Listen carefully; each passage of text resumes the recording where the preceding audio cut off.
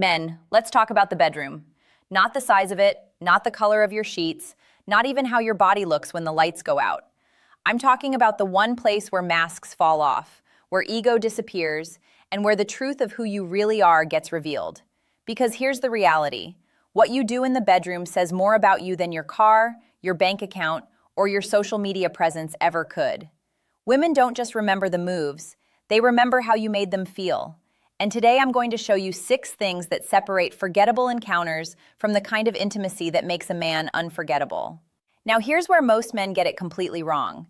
They walk into intimacy thinking it's all about performance, techniques, tricks, how long they can last, how impressive they can be. You've watched the videos, you've heard the locker room talk, you've compared yourself to men you'll never meet, to standards that were never real in the first place. And because of all that noise, you carry anxiety into the bedroom like a weight around your neck. You walk in with a checklist of things to prove instead of a heart ready to connect. You're so focused on not failing that you forget why you're there in the first place. And that anxiety, that pressure you put on yourself, she feels it. Even if she doesn't say anything, her body knows. Her instincts pick up on your tension, your distraction, your performance mode. And it creates distance in the very moment you're supposed to be closest. But here's the truth that changes everything. Women don't crave performance. They crave presence. Let that sink in for a moment. They're not scoring your technique on some invisible scorecard. They're not timing you with a stopwatch. What they remember, what they treasure, what makes them think about you days and weeks and months later is how present you were, how focused, how connected. Presence is when you slow down enough to actually notice her. Not the idea of her in your head, her. The woman in front of you, in that moment, breathing, feeling, wanting to be seen. Presence is when you're not thinking about the next move or worrying about whether you're doing it right. You're fully in that exact moment with her and nothing else exists. The world outside disappears, your insecurities quiet down, your mind stops racing. And in that stillness, something profound happens. When you master presence, you stop being just another guy. You become unforgettable, not because of what you did, but because of how completely you were there. For those of you who are new here, my name is Dr. Jocelyn. I've spent years working with men, studying intimacy from every angle, psychological, biological, emotional, and helping men rebuild confidence, health, and genuine connection. And let me tell you something I've learned through all that experience. The men who stand out in the bedroom are not the ones who know the most tricks. They're not the ones with the most experience or the best bodies or the smoothest moves. The men who leave lasting impressions are the ones who bring emotional depth, patience, generosity, focus. These qualities aren't glamorous. They don't make for exciting locker room stories. But they're what actually matter. They're what women remember. They're what builds the kind of intimacy that strengthens over time instead of fading. Today, I'm going to teach you 6 habits that make you unforgettable to a woman. 6 shifts in how you approach intimacy that turn anxiety into confidence and performance into connection. These aren't tricks. They're not techniques you memorize and deploy. They're ways of being, ways of showing up. And when you integrate them into who you are, everything changes. The first habit is presence over performance. Let me ask you something that might make you uncomfortable. When was the last time you looked into a woman's eyes long enough for her to feel truly seen? Not a glance, not a quick check-in. I mean sustained, unbroken attention where you weren't planning your next move, weren't wondering how you looked, weren't anywhere else but right there with her. When was the last time you held that gaze long enough for her to feel naked, not just in body but in spirit? That's presence. Most men have never experienced what it's like to give that kind of attention, and most women have never experienced what it's like to receive it. It's rare, it's powerful, and it transforms intimacy from something physical into something that touches the soul. There's biology behind this. When you're truly present, your own nervous system calms down, your heart rate steadies, your breath deepens, your muscles relax, and that calm doesn't stay contained in your body, it transfers to her. Your relaxed state becomes permission for her to relax. Her stress hormones drop, her oxytocin rises, and her body becomes more receptive to intimacy. Not because you did anything to her, but because you created a space where her body felt safe enough to open. Emotionally, presence communicates something words can never say. It tells her she's not just an object of your desire. She's not a body you're using for release. She's the only person in your world in that moment. Everything else has fallen away. Only she matters. Only this moment matters. That feeling of being someone's entire focus, even briefly, is intoxicating. It's addictive. It's unforgettable.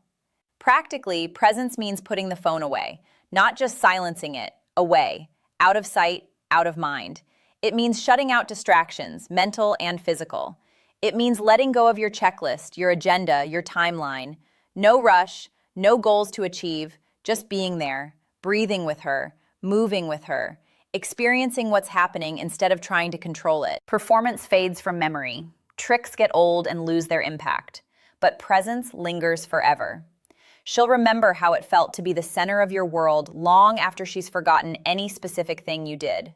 The second habit is safety before passion. This is something most men never consider, and it makes all the difference. Before passion, before pleasure, before any of the things you're eager to experience, there must be safety. And I'm not just talking about physical protection, though that matters too. I'm talking about emotional safety, the kind of safety that allows vulnerability, the kind that makes surrender possible. No matter how confident she appears in public, no matter how bold or experienced she seems, when a woman steps into intimacy, she's vulnerable, she's exposed, she's taking a risk. And at some level, consciously or not, she's assessing whether you're safe, whether she can let her guard down with you, whether showing you her true self will be met with acceptance or judgment. If she feels judged, she'll close off. If she feels pressured, she'll resist. If she feels objectified, like she's just a body to you, something inside her will protect itself. She might go through the motions, but she won't be fully there. The deepest, most intimate parts of her will stay hidden, and you'll both miss out on what could have been. But if she feels safe, everything changes. She'll open up in ways that might surprise you both.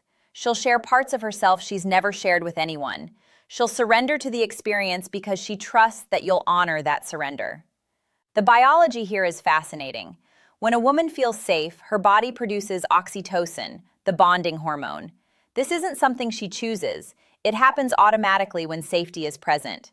Her muscles relax. Her mind lets go of vigilance. Her body naturally responds to you in ways that feel effortless. The connection deepens without either of you forcing it. Emotionally, safety communicates profound acceptance. It says, you don't need to perform here. You don't need to be anyone other than who you are. You don't need to hide your imperfections or pretend to be more experienced or act like you're feeling things you're not. You're safe with me. All of you is welcome here.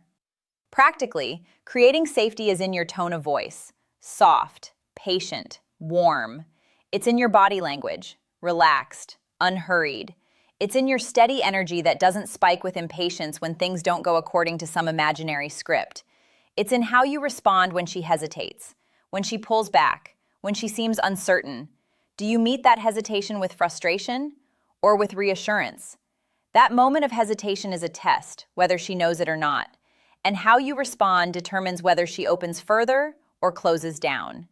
Men who create safety are men women never forget, because in a world where women are constantly managing other people's expectations, constantly performing, constantly on guard, a man who makes them feel truly safe is a revelation, a refuge, a gift.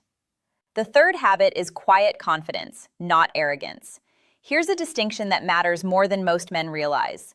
Confidence is magnetic. It draws people in. It makes you attractive in ways that have nothing to do with your physical appearance. But arrogance, which many men mistake for confidence, kills intimacy. It creates distance. It makes the other person feel small. Arrogance screams. It demands attention. It takes up all the space in the room. It needs to be noticed, validated, admired. Arrogance says, "Look at me. Aren't I impressive? Aren't you lucky to be here with me?" Confidence whispers. It doesn't need to announce itself because it has nothing to prove. Confidence is steady, grounded, calm. It's present without being pushy. It leads without dominating. Confidence says, I already know who I am. I'm secure in my worth, so I can stop focusing on myself and focus entirely on you. The biological effects are measurable. Arrogance triggers stress hormones in both of you. There's tension in the air, a subtle competition, a feeling that something needs to be proven or defended. That stress interferes with intimacy at every level. Bodies don't relax, minds don't quiet. The magic doesn't happen. Confidence does the opposite. It lowers stress hormones. It creates ease. That calmness lets both of you enjoy the moment more fully because neither of you is working so hard. Neither of you is performing or defending. You're just there, together, experiencing what's happening. Emotionally, the difference shows up in how you handle mistakes. Because intimacy is awkward sometimes. Bodies make sounds. Things don't work the way you planned. Someone bumps their head or says something that lands wrong or loses their rhythm. These moments happen to everyone. A confident man laughs when something awkward happens. He reassures her. He keeps the moment light. He doesn't take himself so seriously that a small mishap derails the entire experience. He rolls with it because he knows his worth isn't threatened by a moment of imperfection. An arrogant man panics, or he gets angry, or he makes her feel like she did something wrong. His ego is so fragile that any deviation from perfection feels like an attack. And that fragility creates the opposite of safety. The difference is simple but profound. Arrogance takes, confidence gives, and women always lean into the man who gives. The fourth habit is listening without words. This is where most men lose the plot entirely. They think communication means talking, asking questions, saying the right things at the right moments. And while verbal communication has its place, it's a small fraction of what actually happens during intimacy. Women speak 1,000 languages in the bedroom, and very few of them are verbal. Her breath changes. It quickens or slows. It catches in her throat or releases in waves. These aren't random sounds. They're information. Her shoulders tense or soften. Her body leans in toward you or pulls back. Her hands grip tighter or release. Her rhythm changes. Her eyes close or open. Every one of these is a signal, a message, a piece of feedback about how she's experiencing what's happening. Unforgettable men know how to listen without words. They're tuned into these signals like a radio tuned to a frequency. They notice what's happening in her body and respond to it. They adjust without her having to explain or ask or direct. This kind of attunement feels almost psychic to her, like you can read her mind, like you understand her body better than she expected anyone to. The biology behind this is powerful. When you match her rhythm, when your breathing syncs with hers, when your movements respond to her movements, her body feels attuned to yours. This synchrony builds trust at the nervous system level. Her body recognizes that you're paying attention, that you're responsive, that she can relax into the experience because you'll notice if something isn't working. Emotionally, listening without words tells her, I see you. I feel you. I value what you're experiencing. Your pleasure matters to me. Your comfort matters to me. I'm not just doing things to you. I'm doing things with you, in response to you. Practically, this means slowing down, way down, slower than you think is necessary. Because when you slow down, you create space to notice. You can feel her breathing. You can sense her tension or relaxation. You can pick up on subtle cues you'd miss if you were rushing. It means noticing her signals and adjusting without her having to explain. If she tenses, you soften. If she pulls back, you pause. If she leans in, you meet her there. This is active listening, engaged, responsive, tuned in to frequencies most men ignore. Silence isn't passive. Silence, when paired with deep attention, is mastery. The fifth habit is generosity of energy. Let's talk about generosity, not money, not gifts, not grand gestures that look good from the outside. I'm talking about generosity of energy, the willingness to give more than you take, to prioritize her experience as much as your own. Too many men come to intimacy only to take, their release, their satisfaction, their ego boost. They treat intimacy as something they extract from another person rather than something they create together. And women feel this immediately. They feel the difference between being a participant in something shared and being a resource being consumed.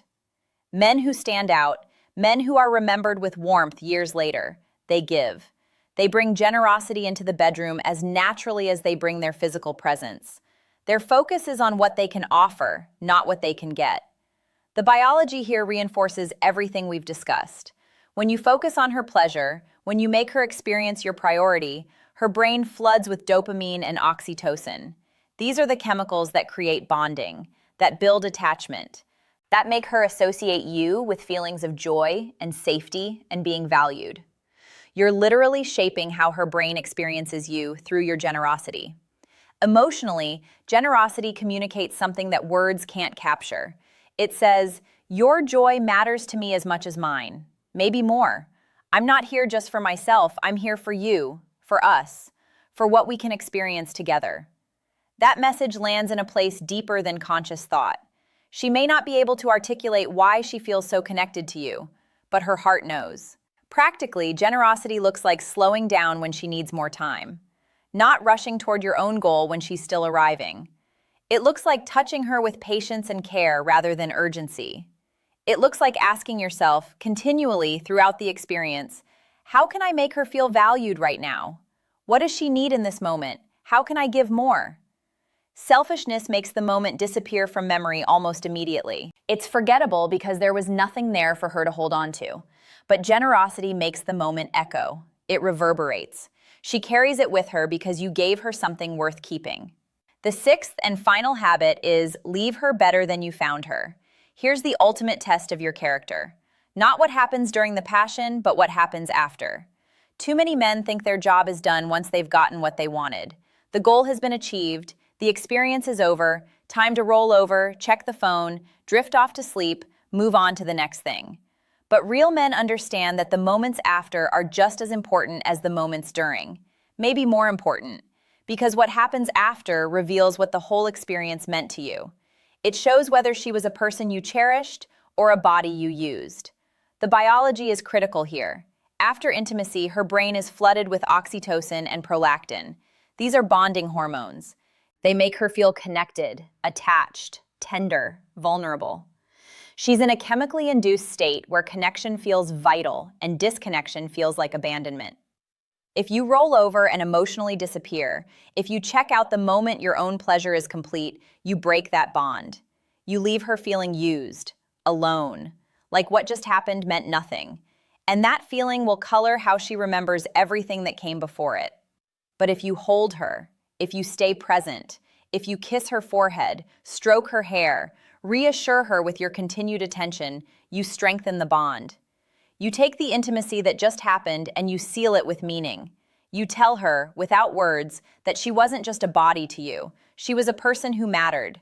Emotionally, how you behave after intimacy communicates your true intentions. Everything that came before might have been performance, but this moment reveals the truth. And women know this. They're paying attention to how you show up when the passion fades. It's the final exam, and most men fail it without even knowing they were being tested. Practically, this means asking yourself, will she leave this moment lighter, more confident, more at peace than when she entered it? Will she feel better about herself? Will she carry warmth from this experience into the rest of her day, her week, her life? Or will she feel diminished, used, discarded? That choice, the choice to leave her better than you found her, is what separates boys from men. It's what transforms a physical encounter into something that matters, something she remembers with gratitude, something that builds rather than depletes. So here's your action plan. These 6 habits aren't abstract concepts. They're practices you can start implementing immediately. Practice presence. Start small. When you're with her, put away every distraction. Be fully where you are. Notice her. See her. Let everything else fall away. Create safety. Show patience when she needs time. Show kindness when she's uncertain. Show steadiness when things don't go perfectly. Be the safe harbor she can trust. Build quiet confidence. Let go of the need to perform. Stop trying to prove anything. You are enough exactly as you are.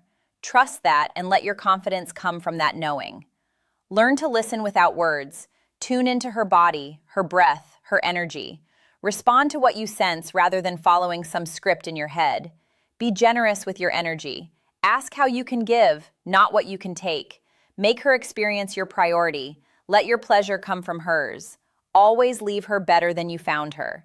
Make every moment a gift, including the moments after the passion fades. Let the last impression be as meaningful as the first. Start with just one of these tonight. Pick the one that resonates most. Build it into a habit through consistent practice. Over time, as you integrate each one, you'll transform not just your intimacy, but your entire capacity for connection. And let me remind you, this isn't about perfection. You don't have to become someone entirely new overnight. You don't have to master all 6 habits before your next encounter. This is about intention, about showing up with awareness, about small, consistent changes that compound over time into something remarkable. Because here's the truth that will serve you for the rest of your life. Women don't remember flawless performances. They remember men who made them feel safe, men who made them feel seen, men who made them feel cherished. You can be that man, no matter your age, no matter your past, no matter how many mistakes you've made before. Intimacy isn't about techniques or tricks or performance metrics. It's about presence, safety, generosity, connection. When you master these 6 habits, you stop being forgettable. You become the man she thinks about years later with a smile. The man who showed her what intimacy could really be. So don't just hear these words, live them. Take them into your next encounter, practice them until they become part of who you are. Because when you do, everything changes. Not just in the bedroom, but in every relationship you have. Not just with women, but with yourself. Remember this, age is not the end of vitality. Your past does not determine your future. Small shifts, practiced consistently, can give you back comfort, freedom, and confidence you thought were lost. You have more power than you realize. The power to show up differently. The power to create experiences that matter. The power to be unforgettable. Use that power wisely. Use it generously. Use it in service of connection rather than conquest. I'm Dr. Jocelyn, and I'll see you in the next one.